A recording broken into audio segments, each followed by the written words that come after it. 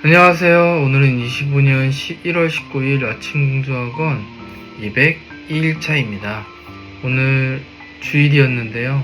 아침에 일어나서도 몸이 너무 천근만근이고 할 일이 많아서 주일 예배도 온라인 예배로 대체하면서까지 회사 일을 하면서 하루를 반납했네요.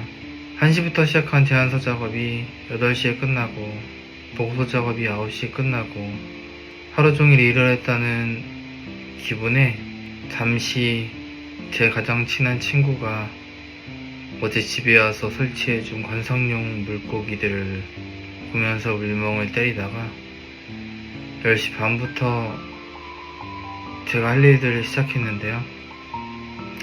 벌써 밤 11시입니다. 아침 긍정 학원이지만 저녁에 외칠 때도 있는 것 같습니다. 오늘의 주제는 글쓰기입니다. 글쓰기란 주제로 이야기를 좀 나눈 후에 아침 긍정학원 외쳐보려고 해요. 그 누군가들이 글 쓰면 좋아요라고 많이 말했습니다. 영상을 봐도 그렇고 책을 봐도 그렇고 여러 매체에서도 그렇고 글을 쓰면 좋다고 요즘 제가 그런 영상들만 봐서 그런지 몰라도 참 많이 이야기를 하더라고요. 그래서 정말로 글쓰기를 시도해 보았습니다. 그것도 병상에서 말이죠. 사실 너무 크게 다쳐서 한평 남짓한 침대 위에 누워만 있고 아무것도 못하는 제 자신이 너무 슬퍼서 우울하다는 생각을 하지 않고 우울함을 방지하기 위해서 건강하고 성실하게 성장하는 삶을 살기 위해서 글을 적어보는 연습을 했습니다. 그 시작이 작년 24년 9월 21일이었고요. 그 당시에 마침 퓨처셀프라는 책을 병상에서 다 읽은 때여서 습관과 미래 목표라는 주제로 글을 쓰기 시작했습니다. 원래 블로그가 있긴 했는데 거의 활용하지 않아서 유명무실했었는데 아마 이때부터 좀 제대로 된 글들을 많이 썼던 것 같아요. 그 후로 지금까지 쓴 글들은 총 한 66개 정도 올렸는데요. 글쓰기 습관이라는 타이틀을 달고 썼던 30번까지의 글이 아주 잔뜩 힘을 주어서 병상에서 썼던 글들이에요. 그때는 글을 쓰는 것 자체가 뭔가 제 우울을 방지하는 것도 있지만 뭔가 좀 예전 영상에도 말했지만 완벽주의라는 걸 좀 추구하니까 잘 써야지라는 생각 때문에 엄청 열심히 책을 메모하고 기록했던 것들을 써내려가고 링크 달고 이러다 보니까 밤을 샌 기억도 있습니다. 그 분량도 많이 상당하고요. 그러다 보니까 지쳐가지고 원래 1일 1글 쓰기를 하겠노라고 다짐했었는데 9월 21일날 시작했던 게 10월 20일을 기점으로 그러기 상태가 되어서 글을 쓰지 못했고요. 그마저도 30번 때 보면 27, 28, 29, 30 이렇게 4가지가 제목만 있고 글은 또 없습니다. 조만간 채우려고 하는데 요즘에도 시간이 없어서 잘 못 채우고 있지만 그렇게 제목만 있는 글들을 남겨놓고 글을 잠시 중단했었습니다. 그러다 이제 제가 퇴원도 하고 몸도 좀 회복되고 하니까 작년 12월 10일부터 다시 글쓰기 습관이라는 걸 하기 위해서 리뉴얼 글쓰기를 시작했습니다. 그러면서 이제 김익환 교수님의 하루 한 장 적지만 큰 변화의 힘이라는 책의 내용을 보고서 책을 사서 하루 한 장 주제를 글을 쓰면 도움이 되겠다고 생각해서 책을 쓴 후에 3줄 글쓰기라는 부제를 달고서 1일 1글쓰기를 한 지도 지금 한 달이 좀 넘었는데요. 작년 글을 써본 경험으로 그때 그로기 상태로 되어가지고 글의 주제를 또 매번 생각해내는 것도 힘들더라고요. 그래서 아까 샀던 책으로 매일 1개 주제를 사서 글을 쓴 게 벌써 41번인가 그래요.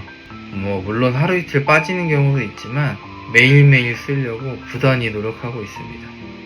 그리고 힘을 좀 빼고 가볍게 글을 썼더니 또 글이 잘 써지는 것 같아서 계속 글을 쓰려고 노력하고 있습니다. 정말 피곤하고 지친 날에는 좀 못하는 경우도 있는 것 같은데 웬만하면 시도하려고 노력하고 있습니다.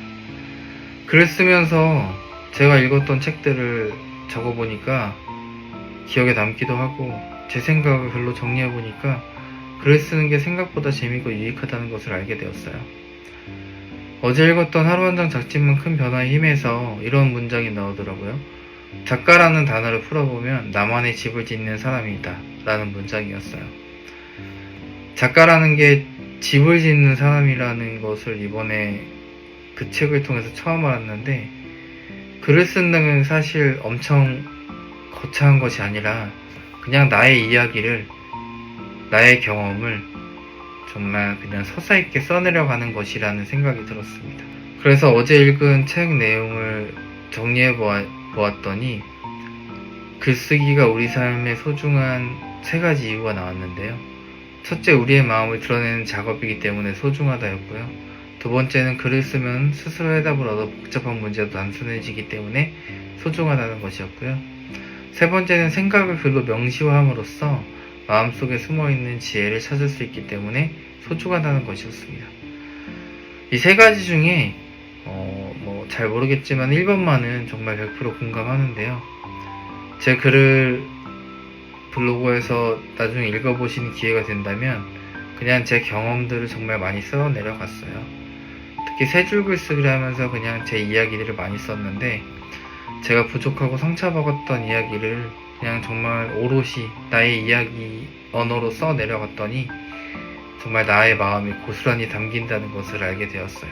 또 지혜를 찾을 수 있다는 것은 한 번 정도 경험해 봤는데, 지난번에 지혜라는 글을 쓰면서 우연찮게 도출된 3G라고 제가 이름을 붙였는데, 경외, 하나님을 아는 지식, 경청, 공감, 경험, 나답게 살면서 경험하는 순간에 깨어있기, 이 3가지를 발견하면서 앞에 다 기억으로 시작해서 3G라고 이름을 붙였어요. 그리고 이것을 올해의 목표로 삼게 되었고요. 이렇게 글쓰기가 소중하다는 것을 저도 경험해 봤기 때문에 글쓰기가 정말 유익한 활동이라는 것을 다시 한번 상기하게 되었습니다. 오늘은 글쓰기에 대해서 이야기를 해보았어요. 요즘에는 AI가 글을 써주기도 하지만 내가 내 머릿속에 있는 거 글을 쓰는 것은 정말 AI가 할 수 없는 그런 인간만의 고유한 영역이기 때문에 여러분들도 글을 쓰면 좋을 것 같습니다. 더불어 향후 5년 안에 AI 툴을 잘 다루지 못하면 도태될 수도 있다고 하는데, 그래도 생각을 하는 능력만큼은 인간의 것이기에 글을 꼭 쓰셨으면 좋겠습니다.